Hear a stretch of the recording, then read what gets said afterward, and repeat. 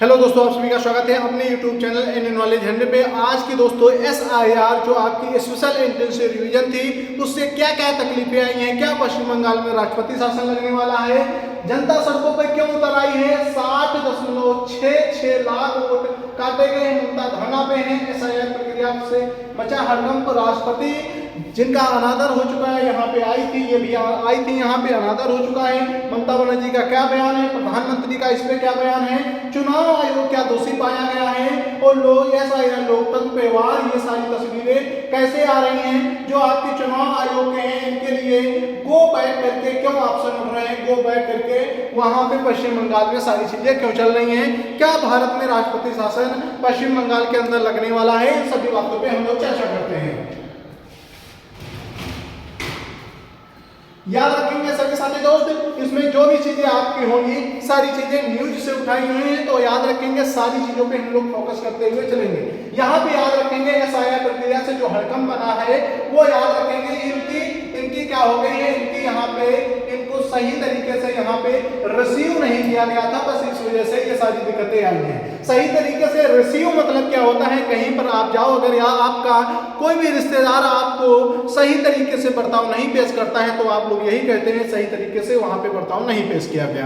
पर दोस्त यहाँ पे इनके साथ में ऐसा ही कुछ हुआ है। CM ममता बोली खामियों के लिए जिम्मेदार, मतलब कि यहाँ हुआ क्या था, पश्चिम बंगाल के अंदर चुनाव का जायजा लेने के लिए कि 2026 में जो अप्रैल में चुनाव होने वाले हैं उनका जायजा लेने के लिए ये मुर्मू जी वहां गई थी। कहां पे, आपको पश्चिम बंगाल में जाती हैं, वहां पे न ही किसी भी तृणमूल कांग्रेस के एक भी मंत्री, एक भी यहाँ के CM के द्वारा यहाँ पे इनको नहीं लिया जाता है, तो ये सारी बातें इनके लिए चिंताजनक बनती हैं। केंद्र सरकार, राज्य के मुख्य सचिव ने प्रोटोकॉल उल्लंघन किया है, जगह बदलने वाला व्यवस्थाओं को लेकर के रविवार शाम को 5 बजे ये सारी प्रक्रिया हुई है। दोस्तों यहाँ पे आप लोग देख रहे हैं द्रौपदी मुर्मू क्या करती हैं, एक दिन रविवार के दिन, ये जो रविवार निकल गया इसी दिन जाती हैं कहाँ पे, पश्चिम बंगाल के अंदर चुनाव का जायजा लेने के लिए। सारी कहीं सुनी बात यह है कि ममता बनर्जी तृणमूल कांग्रेस से हैं, जो कि उनकी खुद की पार्टी है, ये मुर्मू जी बीजेपी पार्टी की राष्ट्रपति हैं, इसीलिए उनका वहां पे स्वागत नहीं किया गया। अब दोस्त आगे का देखते हैं, आगे क्या बात हुई है। आगे आप लोग यहाँ पे देख लेंगे, मुख्यमंत्री ममता ने दावा किया कि प्रोटोकॉल का उल्लंघन है। यहाँ पे ममता के द्वारा क्या बयान किया गया है कि ये जो जिन्होंने कार्यक्रम करवाया सीधे उनको ही दोषी ठहरा दिया, ना कि अपने आप को दोषी ठहराया। अब दोस्त ममता बनर्जी की बात यहाँ पे निकली, अब आगे क्या होता है, यहाँ पे कुछ बिंदुओं पे जो स्पष्टीकरण सरकार के द्वारा मांगा गया था, क्योंकि जब कभी एक जो सर्वोच्च नागरिक है, प्रथम नागरिक है राष्ट्रपति, उसका यदि स्वागत नहीं होगा, उसके लिए कोई मंत्री, प्रधानमंत्री, कोई नहीं, मुख्यमंत्री नहीं आएगा, तो यहाँ पे कुछ ना कुछ चीजें गलत होती हुई दिखाई देती हैं। पर यहाँ पे चीजें स्पष्ट के रूप में क्या क्या मांगा गया है, राष्ट्रपति के स्वागत के लिए मुख्यमंत्री यहाँ पे क्यों नहीं आई, उनका कोई मंत्री क्यों नहीं उपस्थित हुआ, मौजूद क्यों नहीं थे कार्यक्रम में, अंतिम समय में स्थान का परिवर्तन क्यों किया गया, कार्यक्रम स्थल सफाई सुरक्षा को पर्याप्त व्यवस्था नहीं थी। ये बात यहाँ पे कही गई कि यहाँ पे बताया गया कि यहाँ पे कोई भी यहाँ पे मंत्री या फिर मुख्यमंत्री उपस्थित नहीं थे स्वागत में। दूसरी बात, जब आपका जहाँ पर भी आपका मंच लगा था उस मंच को हटा करके आपका कुछ ही समय में दूसरी जगह शिफ्ट कर दिया जाए। तीसरी बात, यहाँ पे जो साफ सफाई की व्यवस्था थी वो भी सही तरीके से नहीं थी। इस बात पे ममता बनर्जी से स्पष्टीकरण मांगा गया है। अब दोस्तों यहाँ पे कुछ और भी बातें समझते हैं। ममता बनर्जी ने बयान क्या दिया है, CM ममता बनर्जी बोली है कि जो आयोजक थे वहां के, हर बात में सिर्फ एक ही बात ममता बनर्जी की आई है कि यहाँ पे जो भी आयोजक कार्यक्रम करवा रहे थे, जो भी बीजेपी के कार्यकर्ता थे, उन्हीं के द्वारा ये गलतियां की गई हैं, हमारे द्वारा कुछ नहीं की गई हैं। और प्रोटोकॉल का कहा गया, प्रोटोकॉल पे बताया कि जिस तरीके से वहां पे कुछ हो सकता था, इसीलिए वहां पे स्थान का भी परिवर्तन किया गया।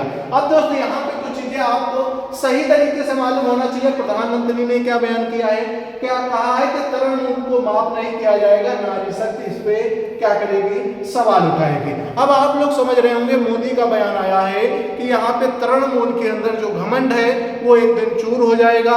उसी को बात को लेकर के मोदी जी भी यहाँ पे तृणमूल पर सीधा निशाना कसते हैं, मतलब कि पश्चिम बंगाल के CM ममता बनर्जी पर सीधा साधा यहाँ पे ब्लेम करते हुए दिखाई देते हैं। यहाँ पे कहते हैं राष्ट्रपति संथाल आदिवासी परंपरा के जो बड़े उत्सव में शामिल होने के लिए बंगाल गई थी। किस लिए गई थी? तो आदिवासी परंपरा के बहुत बड़े उत्सव में शामिल होने के लिए बंगाल पहुंची थी। जब ममता बनर्जी कहती हैं कि जब आप पश्चिम बंगाल में हो रहे उपद्रव, उस असम में हो रहे उपद्रव को आप रोक नहीं पाते हैं तो आप यहाँ का खाक रोक पाएंगे, ये बात इनके द्वारा कही जाती है। लेकिन तृणमूल कांग्रेस ने कार्यक्रम राष्ट्रपति का बहिष्कार किया। ये सारी बातें यहाँ पे चलते हुए दिखाई दे रहे हैं। अहंकार में चोरी अंततः नष्ट हो जाएगा, ये किसके द्वारा? पीएम के द्वारा बातें लिखी जाती हैं।